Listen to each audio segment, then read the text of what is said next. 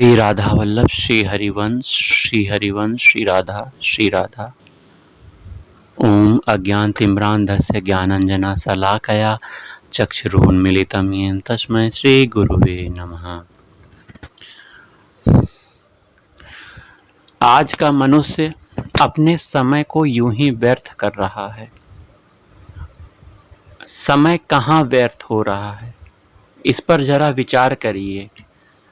आप सभी लोग यही समझते हैं कि हम अपने समय को सही जगह लगा रहे हैं, परंतु आप गलत सोच रहे हो, गलत विचार कर रहे हो।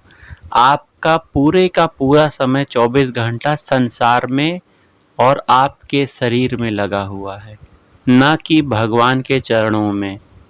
जबकि आपको अपने अधिकतम समय को भगवान के चरणों में लगाना चाहिए। ये आपका कर्तव्य है। आप अपने कर्तव्य से विमुख हो गए हो। क्यों? क्योंकि आपको अपना शरीर का भोग और यह संसार बहुत अच्छा लग रहा है। जबकि कोई भी ऐसी वस्तु जो एक ना एक दिन खत्म होने वाली, उससे प्रेम करना तो उससे अपनापन करना तो मिथ्या के समान है। तो आप देखिए कहाँ समय व्यतीत कर रहे हैं। बहुत से लोग फालतू की बातों में समय व्यतीत करते हैं, ग्राम समाज की बातों को लेकर बैठ जाते हैं और उसी में अपने समय को लगा देते हैं। तर्क करते हैं, वितर्क करते हैं।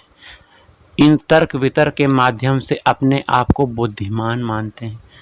कुछ लोग समाचार सुनते हैं, कुछ लोग टीवी में नाटक देखते हैं, फिल्म देखते हैं, अर्थात अपने मन के हिसाब से चल रहे हैं। जबकि मन को भगवान के चरणों में लगाना है। भगवान ने गीता में कहा है कि यही मन आपका मित्र भी है, यही मन आपका शत्रु भी है। यदि इस मन को आपने भगवान श्री कृष्ण के चरणों में लगा दिया तो यही मन भगवान की प्राप्ति करवा देगा। परंतु यही मन शरीर संसार के भोगों में लग गए तो यही मन दुर्गति का कारण भी बनेगा। यह जन्म तो आपका व्यर्थ हो ही जाएगा, आने वाला अन्य जन्म वो भी बहुत कष्ट में बीतेंगे। इसलिए समझ जाइए, अपने एक एक पल को भगवान के नाम स्मरण में, भगवान के चिंतन में लगाना आपका परम कर्तव्य है। आप अपने कर्तव्य से विमुख नहीं हो सकते हैं, क्योंकि अंतकाल में जब आप देखोगे किसी लायक नहीं रह जाओगे। विचार करो, जब आपका शरीर चलने लायक नहीं रहेगा, आप बोलने लायक नहीं रहोगे, समझने लायक नहीं रहोगे, तब आपके पास अथाह धन, बड़े से बड़ा पद, ऐश्वर्य, प्रतिष्ठा, मान सम्मान कुछ नहीं रह जाएगी। उस समय बस केवल आप उस ऊपर वाले को पुकारना चाहोगे जिसका कनेक्शन आपने कभी नहीं किया, इस संसार में कभी नहीं किया। इसलिए अभी से कनेक्शन बना लो ना। अभी से सुमिरन करो, चिंतन करो, नाम जाप करो, भगवान का नाम गुनगुनाओ, भगवान को निहारो, उनकी रूप माधुरी को देखो, भगवान कितने सुंदर हैं, उनसे बातें करो। अधिक से अधिक भगवान के चिंतन में अपने समय को बिताओ। ये शरीर का भोग आपको क्यों पसंद है भाई? ये शरीर मरने वाला है। इस शरीर में 9 छिद्र बनाए गए हैं जिसमें से गंदा पदार्थ निकलता है। देख लीजिए आप, 9 छिद्रों से गंदा पदार्थ ही निकलेगा। इस शरीर की और विशेषता सुन लीजिए। इस चमड़े से ही तो आप प्यार कर रहे हो। इस चमड़े के अंदर मांस, हड्डी, खून भरा हुआ है। ये चमड़ा जैसे हटेगा आपको इस शरीर से प्यार नहीं दिखेगा। वहीं यह शरीर की विशेषता यह भी है, संसार का अच्छे से अच्छा भोजन जो आपको बहुत अच्छा लग रहा है, जो कि जीभ को अच्छा लगता है, आप पाइए। और वो भोजन बस कुछ घंटों के बाद, कुछ समय व्यतीत होने के बाद दुर्गंध युक्त मल मूत्र में बदल जाएगा। हमारा शरीर मलमूत्र बनाने की फैक्ट्री है।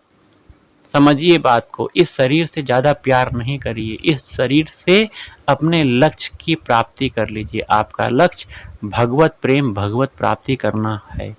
इस लक्ष्य को मत भूलो। यही लक्ष्य आपको भगवान का प्रेम प्रदान कर देगा। अगर आपने लक्ष्य बना लिया कि हमें भगवान की प्राप्ति करनी है, तभी आपका जीवन सफल हो सकता है। समय को व्यर्थ करोगे तो समय आपके पास नहीं रहेगा।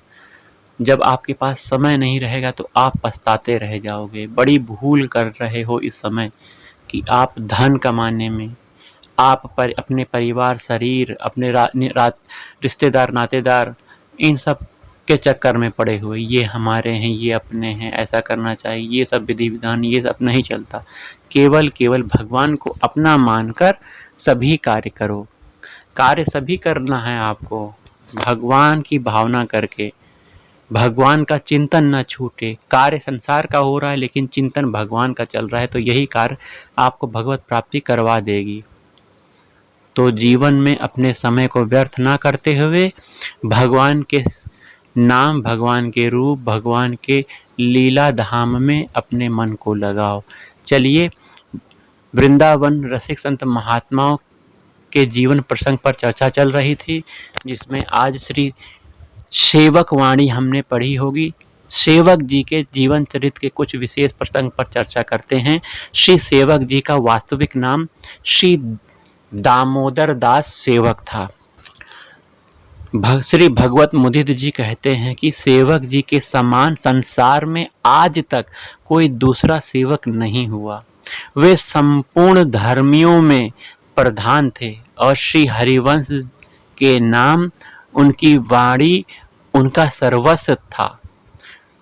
मध्य प्रदेश के गौड़ अंचल में गढ़ा नामक स्थान है, जहां दामोदर दास सेवक जी के साथ चतुर्भुज दास भी निवास करते थे। उनका, चतुर्भुज दास जी का सेवक जी के साथ निष्कपट प्रेम था।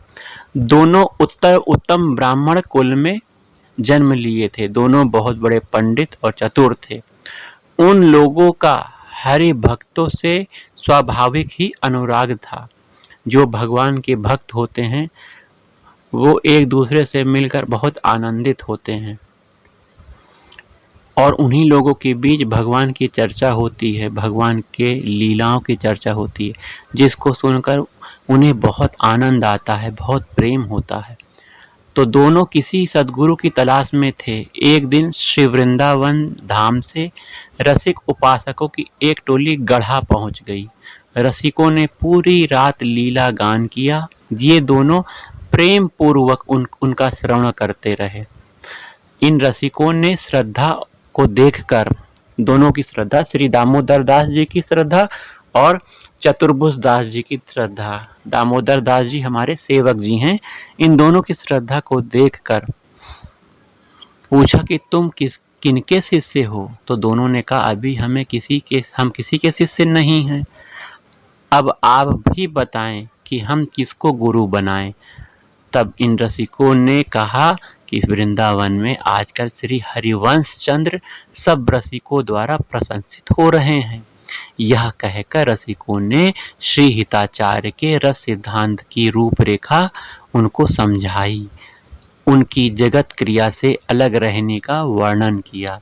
यह सुनकर दोनों मित्रों ने श्री हरिवंश चंद्र जी से दीक्षा लेने का निर्णय कर लिया, किंतु वे गृहस्थ में शीघ्र निकल नहीं पाए। उधर श्री हिताचार्य अंतर ध्यान भी हो गए।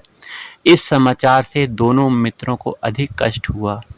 वे घर का काम छोड़कर उन्मत्तों की भांति घूमने लगे। श्री वृंदावन से फिर यह खबर आई, हरिवंश जी की गद्दी पर श्रीवन चंद्र जी विराजमान हैं। चतुर्भुज दास जी ने सेवक जी से कहा कि अब हम लोगों को श्री वन चंद्र जी से दीक्षा लेनी चाहिए, किंतु सेवक जी ने कहा कि दीक्षा तो मैं श्री हरिवंश जी महाराज से ही लूंगा, नहीं तो शरीर का त्याग कर दूंगा। यह सुनकर चतुर्भुज दास जी तो श्री वृंदावन चले गए। श्री वन चंद्र जी से चतुर्भुज दास जी ने दीक्षा ले ली। इधर सेवक जी ने स्वप्न में देखा कि श्री गुरु ने उनको वृंदावन पहुंचा दिया है और वहां उन्होंने श्रीहित जी के दर्शन किए हैं और स्वप्न में ही उनसे मंत्र प्राप्त किया है। स्वप्न में ही श्री गुरु ने उनको श्री वृंदावन व यमुना पुलिन एवं श्री प्रिया प्रीतम के दर्शन करा दिए। इसके साथ उन्होंने सेवक जी को वाणी रचना की सामर्थ्य भी प्रदान कर दी, जिससे वे श्री प्रियालाल की रहस्यमय लीलाओं का गान करने लगे। इस प्रकार गुरु जी ने स्वप्न में, श्री हरिवंश महाप्रभु जी ने स्वप्न में श्री सेवक जी को अपनी संपूर्ण निधि प्रदान कर दी। स्वप्न में ही यह सब हो गया। सेवक जी अपने आप को धन्य समझने लगे। उधर चतुर्भुज दास जी वृंदावन से श्री वनचंद्र गोस्वामी से मंत्र लेकर वापिस आए। जो मंत्र वे लाए थे वही सेवक जी उनको सुना दिया।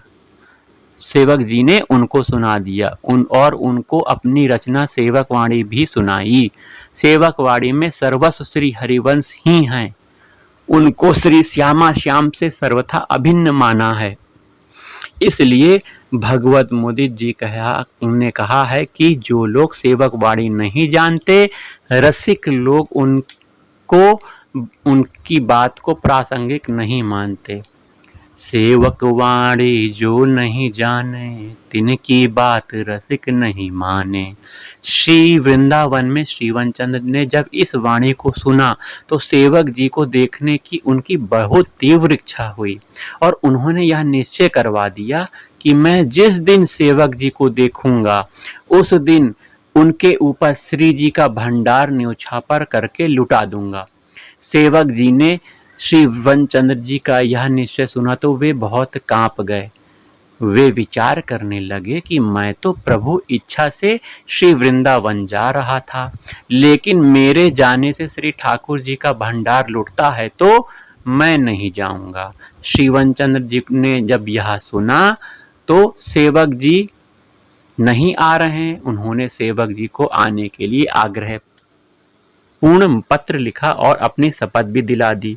अब सेवक जी विवश हो गए, किंतु वे भंडार लूटने के भय से भेष बदल के श्री जी के दर्शन करने पहुंचे। परंतु वनचंद्र जी ने, श्री वनचंद्र जी ने उनकी ने भरी चितवन देखकर उनको बहुत भीड़ में पहचान भी लिया। श्री वनचंद्र जी अत्यंत हर्षित होकर उनसे उठकर मिले। सेवक जी ने प्रार्थना की कि मेरे आने से श्री ठाकुर जी की सामग्री लुटनी नहीं चाहिए, और यह कहकर उन्होंने गोसाई जी के चरणों में अपना माथा रख दिया। श्री वनचंद्र जी बोले कि मैं भी प्रण किए बैठा हूँ, अब तुम ही बताओ ये दोनों बातें कैसे बने।